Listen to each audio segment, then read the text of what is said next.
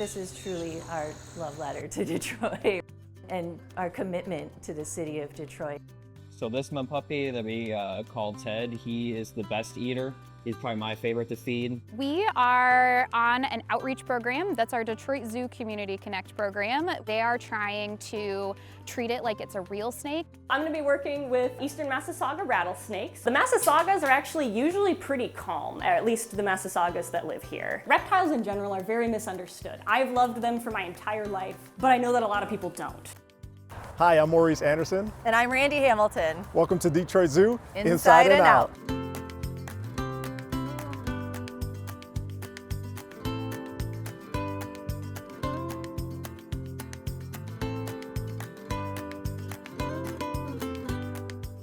So the name Detroit Zoo Inside and Out really does have a true purpose. One of the things we wanted to do was kind of show our guests some of the behind the scenes and peel back the curtain on what we do here. But the other piece was we wanted to show them what happens outside of the walls. Absolutely. There are so many programs we participate in, going to educational centers, community centers, senior centers. We go plant trees, conservation programs, not only here in Michigan, but out, across the globe. And then also the Belle Nature Center on the historic Belle Isle.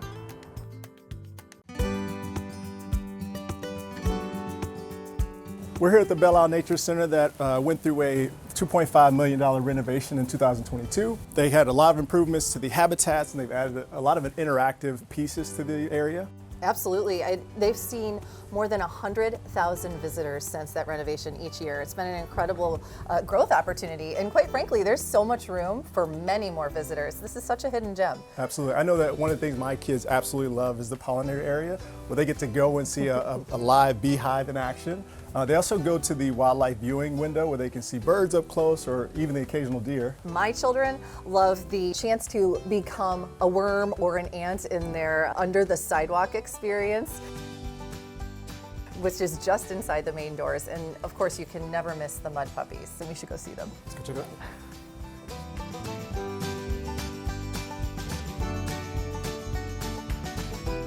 My name is Amy Green. I'm the director of the Belle Nature Center. We're in a wet mesic flatwoods forest, which is very ecologically unique, significant, important, and we happen to be on a relatively new boardwalk trail through the space. If you ask me, this is unlike any other nature center.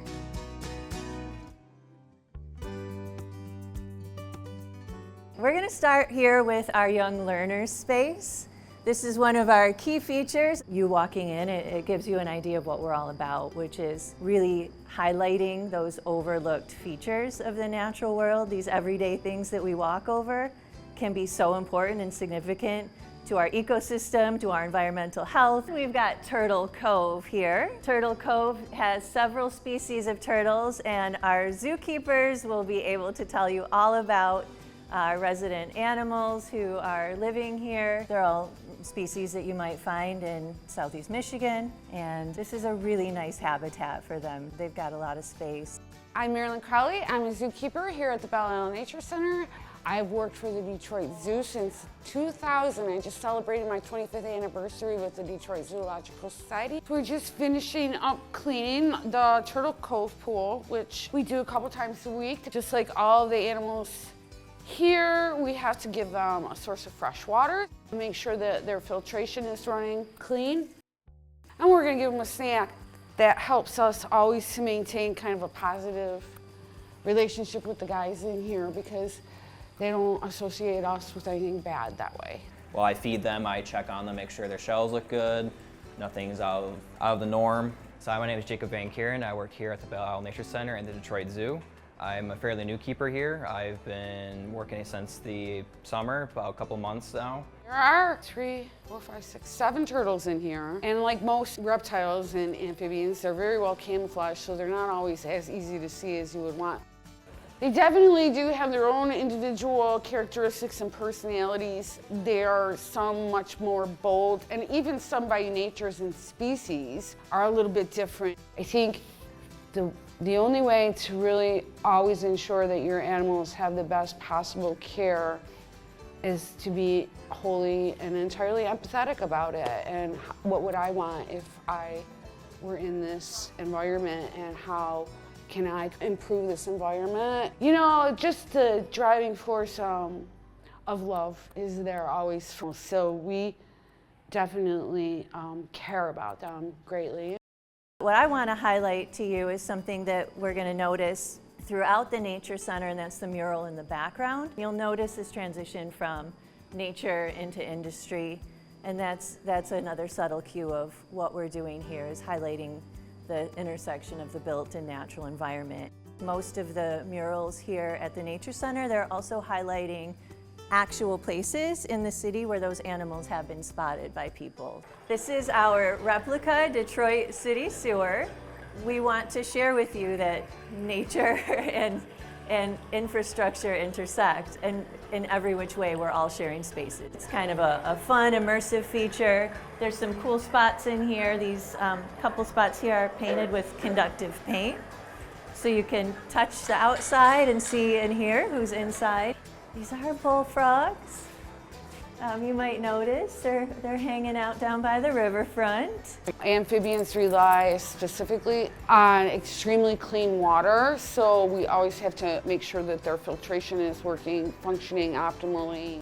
Their skin is permeable, so any toxins that are in the water and that, they absorb it right through their skin.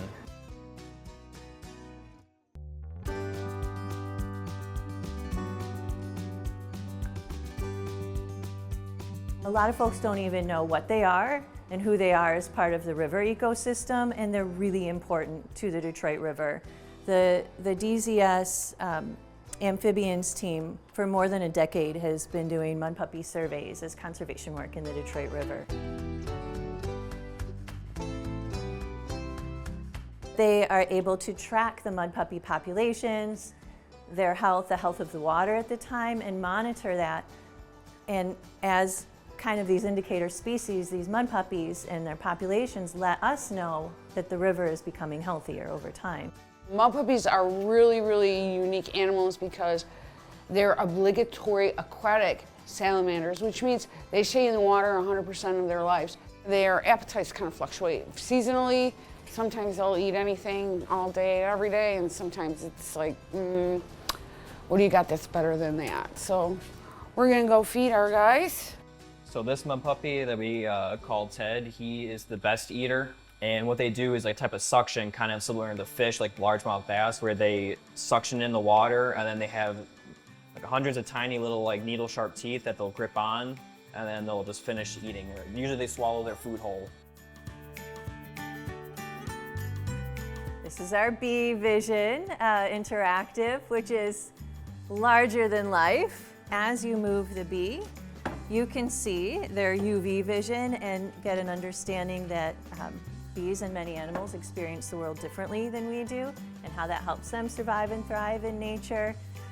Reminds you that all of these local native plants, like in our pollinator garden out front, are so helpful in biodiversity. Just like our underground sidewalk when you enter, this is another feature that takes that perspective shift on purpose to build a little empathy, a little bit of seeing the world from a different point of view, and imagining for our guests of all ages, what might that world look like to somebody, to an animal. All right, this is our bird observation window. This is a really beloved space. It's one of the most kind of zen spots at the Nature Center.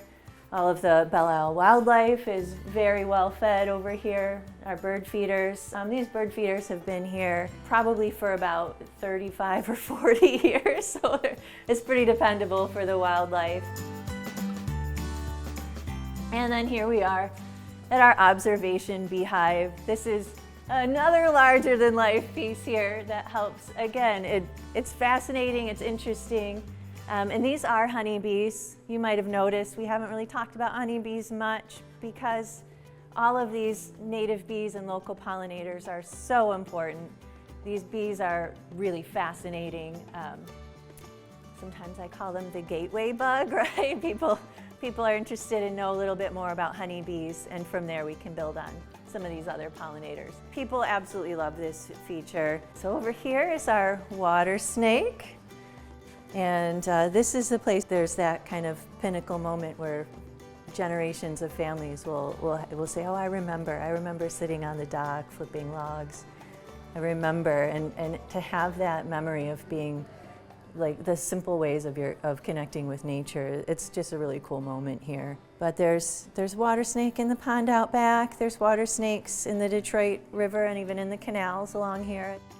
These are our tiger salamanders. There are several of these. They like to be, you can see they like a kind of a humid environment. They like to bury underground. And I like to watch people try and find them with their families. There's usually a couple out and about, either in the pool or under the log. But my favorite thing about these salamanders, again, is that it's a nice way to remind people to just, leave your leaves be a little bit longer for wildlife. Simple things you can do to help the natural world.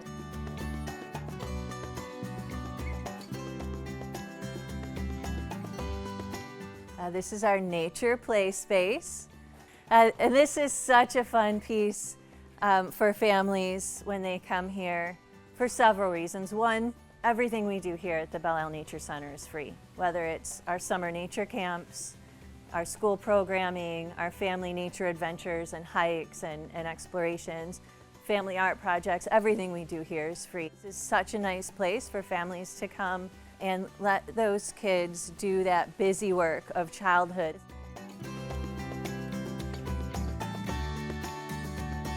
It's amazing to think about how many beings it takes for an ecosystem to thrive. Absolutely. We share space with so many species, and it's interesting to find out what their needs are and how we can best support them. Mm-hmm.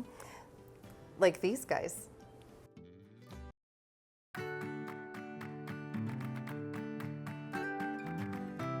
It's a snake. I love snakes. My colleagues love snakes. But for a lot of people, snakes are scary. People are afraid of things that they don't understand.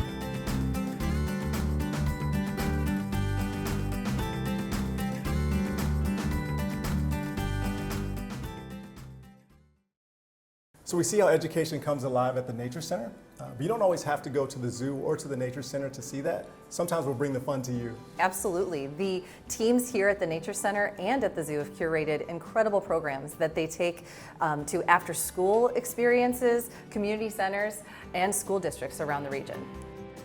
So we have a very robust lineup of programs at the Detroit Zoo, both on grounds and out in the community. Each year we serve more than 150,000 people through all those different learning engagements. And those programs are developed specifically for the audience that we know that we'll be engaging with that day. My name is Claire Lenoy Hall, and I am the Vice President of Education at the Detroit Zoo. I started way back in 2002 as a summer camp instructor, and I've been here ever since. So we have a lot of people who visit the zoo each year, more than 1 million, but we recognize that there are many people in our community that don't have ready access to the zoo. And for that reason, we've designed a very robust lineup of education programs. It's something that we continue to work on how we tell those stories best. And to do that, we've had opportunities from across the organization, but especially in the education department. So for instance, we take programs out and people can actually pretend to be part of the Massasauga rattlesnake conservation project. They're out there thinking about how they'd have to capture a rattlesnake, to weigh it, measure it, be able to tag and see if they found the specific individual before. And the opportunity to go out and actually see how that happens allows them to replicate it in a really authentic way for the students and make that learning experience just really cool and really help them connect with.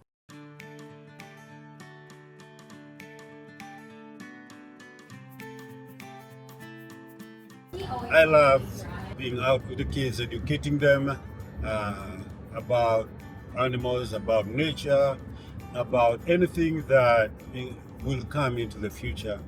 A program like this, I hope that students walk away with a greater understanding of the animals that are in their backyards. We feel like we are complementing teaching what they are learning in class.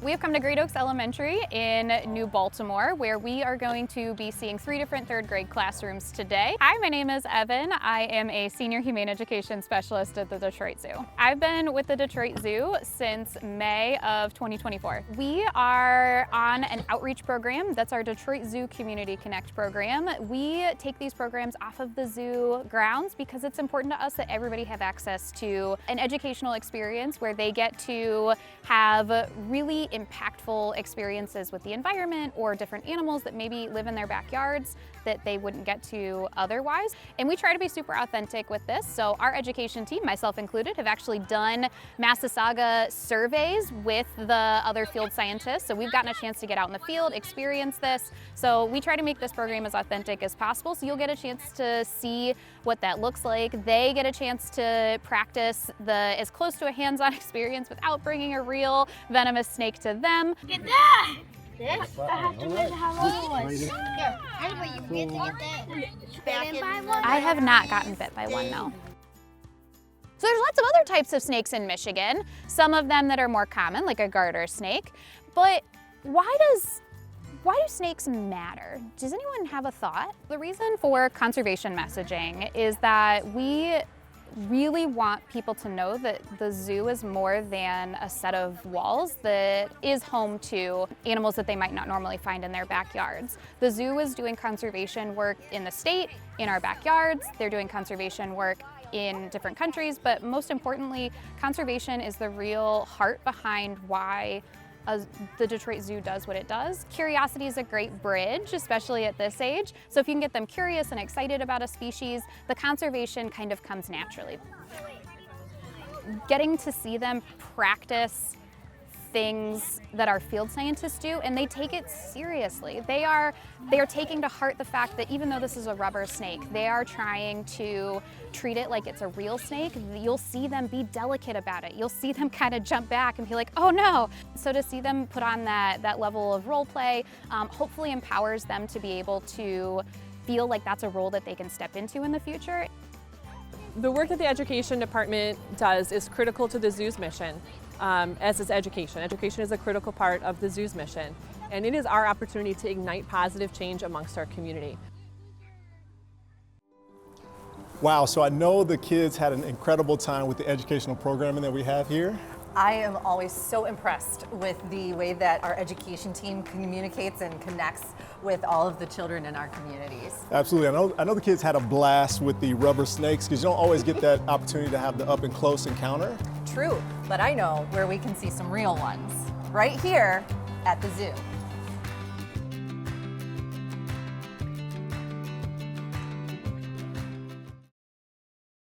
All right, so we're here at the Holden Reptile Conservation Center, a year-round fan favorite.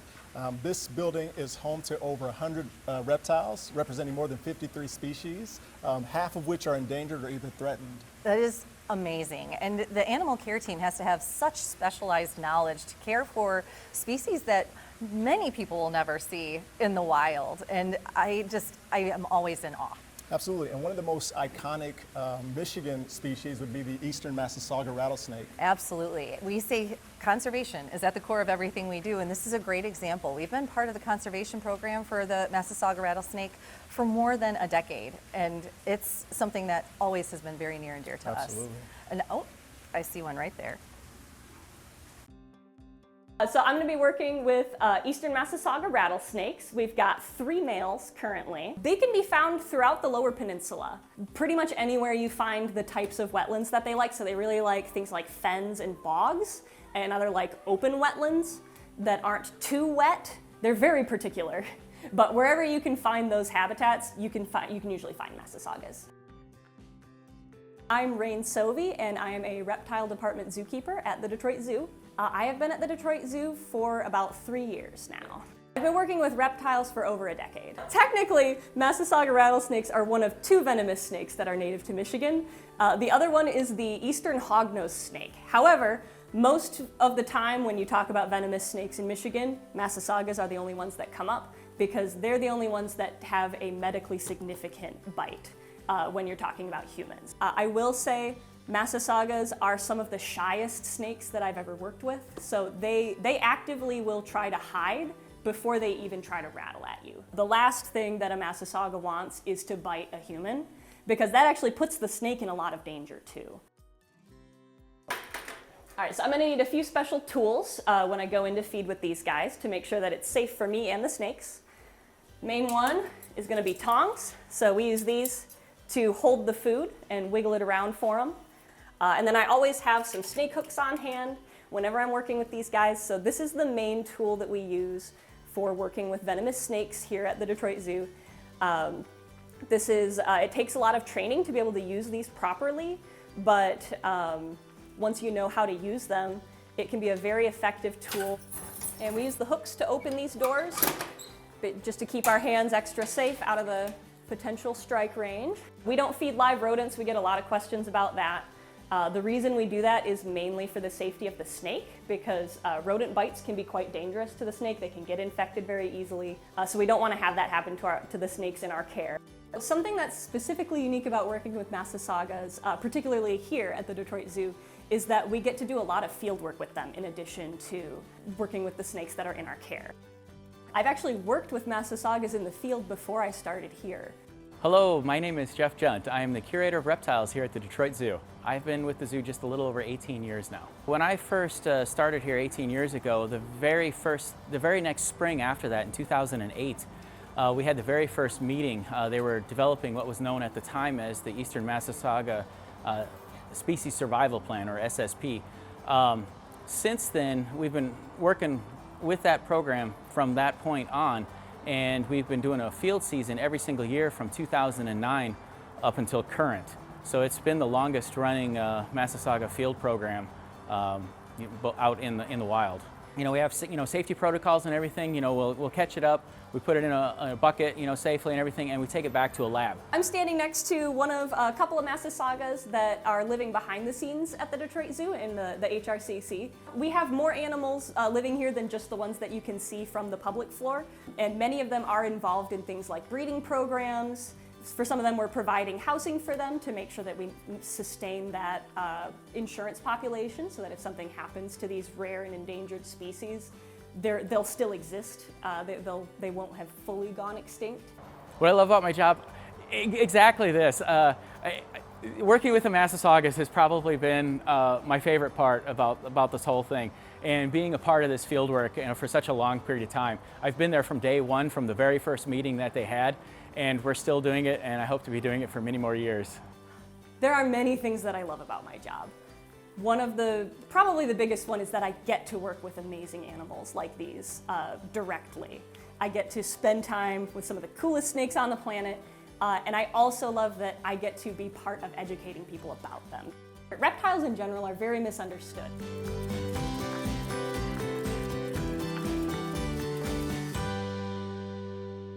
So we had a chance to talk to the education department and hear about all the youth in the community that they impact.